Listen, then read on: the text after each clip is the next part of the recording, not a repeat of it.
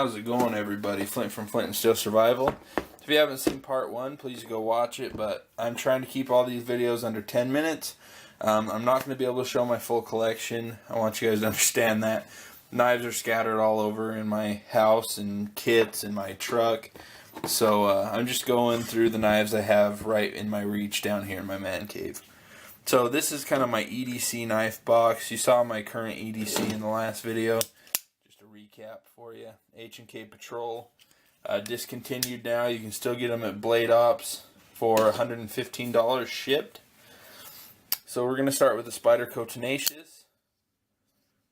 This is just the stainless model. Chinese made 8CR13 MOV.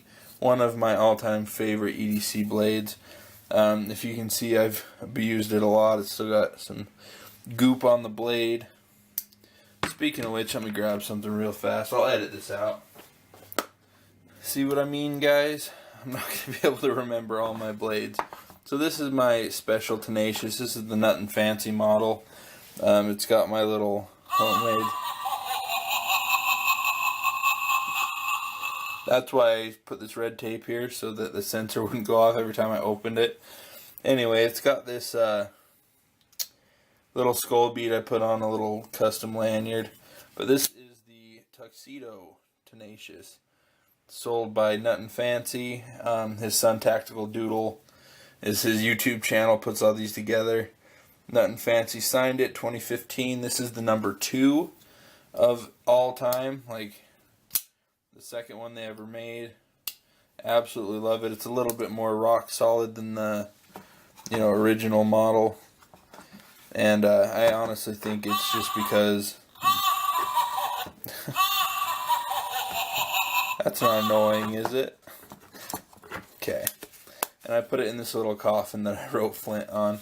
So I'm gonna throw that over here.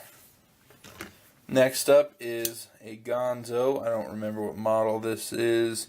G739. Very nice blade, especially for just, running around town.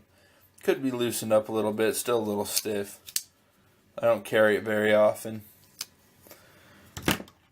I do like it because it's blacked out and because it has the Benchmade style clip.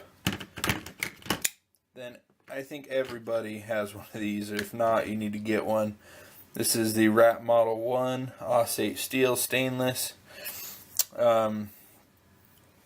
Made Taiwan. I've used and abused this guy. I carried it for probably a year straight. Great action on it, loosened up real nice. It's a manual, but I don't think you're going to find much better of a knife for this money. Then we have my Paramilitary 2 clone. There we go. Digicamo handle, black blade, black hardware. I picked this up from Matt Maiden. It's real unfortunate to hear people have been having some tough time dealing with him lately, getting their trades fulfilled. But I absolutely love this blade. Do not regret it. I mean, it was weird that he mentioned that it was a clone after we traded and I already sent my stuff, but not a big deal. Then we have my very first Benchmade. This is the first knife I paid over $100 for. It's a bone collector model. I gotta be careful because I put my name in the blade. Look at that lovely, lovely mistake. I lent it to a coworker who decided to bust the tip off. Tried to reprofile it for me on a grinding wheel and absolutely screwed it. So I haven't carried this in a long time. Sorry I haven't given you guys much to look at. If you look at the handle, bone collector. If you look at the blade, it says bone collector. I just need to get with Benchmade and have them send me a new blade for this guy, and I'll probably carry it again. Next up, we have a contest win from the Fat Man. This is my 511 Tactical. Let's see. It says 0213. Maybe that's the model, but it's a Blade Tech design. Olive green handle clip. The clip's kind of what is that called?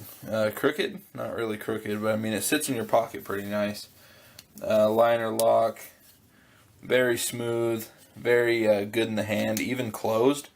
It's a good, what do you call that? It's like if you have a roll of quarters, you need to hit somebody. It increases the power of your punch. Force multiplier, that's what they're called. This is my second ever Benchmade. This is the Benchmade Triage. If you can tell, the orange is not near as orange as it used to be. I've disassembled this knife a few times, put it back together, cleaned it all out. This was the main utility knife when I worked, a dirty job in the machine shop, cutting things all the time. Love the seatbelt cutter. It's just super smooth. This whole knife just is so smooth since I took it apart and cleaned it. I love the skeletonized pocket clip. It just makes this a little bit lighter. Caught the gleam of my lamp in it. I absolutely love that knife. This is a new one I got from the Fat Man in kind of a, I guess you could call it a gift exchange. I sent him a knife that I thought he should have, and he sent me this one thinking I should have it. So this is a Boker. I don't remember what model it was, but it's an X15 stainless. I carried this guy the other day for a couple days in a row. This thing's a beast, man. It definitely holds up. For some reason, I thought that it was going to be a lighter use knife. Nah, this thing's built to last. I absolutely loved it. Would carry again if I wasn't so in love with the H&K Patrol. Then I got a couple of Excaliburs. That's probably what it's called. This one is the plain model, just the regular Boker Excalibur. 1566 Skellern design, 440C steel. Blue titanium pocket clip, blue titanium spacer, a red G10 liner, and then G10 handles. Made in China, this guy. But then I also have the Decade Edition, which is carbon fiber, 2 blue spacers, blue titanium standoffs, blue titanium pocket clip. This freaking pocket clip is like cemented in, tip down. So Fat Man kind of gets his wish, I guess, that we're carrying our knives tip down. So gorgeous blade. This is the VG10 upgraded steel, number 395 of 600. And I want to say this is made in Germany, like all the Decade Editions are. I don't see any marking on it where it says for sure, but I'm pretty positive. Let me show you the action on this guy. Just absolutely smooth as silk. And I got it like that, and I've never had to mess with the pivot. So that's this box. Looks like we got a couple more minutes on this video. So I'll just keep pulling knives out. Actually, I'll do the 2 knives from my bushcraft bag. So this is the almost latest Benchmade I purchased. This is my folding Adamas. I got it in Coyote Tan. This thing is a workhorse. D2 steel, Siebert design.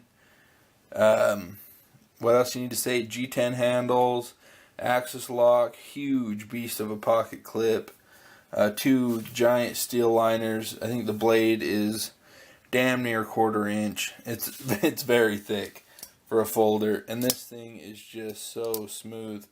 Let me see if I can get it. Just the weight of the blade on this guy closes it. I didn't make any motion. I love this freaking knife. This pouch is awesome. I actually need to start EDCing this guy just for fun. Huge G10 spacer. But yeah, this has been in my bushcraft bag. I've hardly used it because it's such a nice knife. I just don't want to ruin it. We all have those knives, I think, that we just would feel bad hurting. Then this guy is my beloved Ontario Blackbird. I got the Blackbird Noir because I do like the black blade. I didn't like the coating because it gets chunked off with ferro rod use, but absolutely sweet. The coating also does like to hold on to wood fiber sometimes, so it's got that going. This thing just stays razor blade sharp all the time.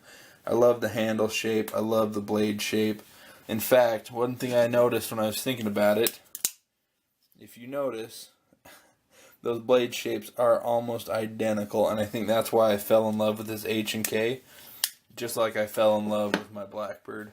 Put F and S on it, Flint and Steel Survival.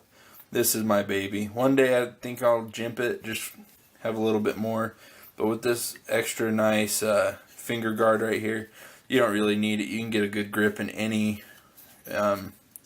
orientation. So I absolutely love this knife.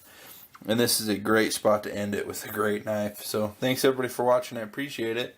And stay tuned for next week's episode. I appreciate your time. Bye.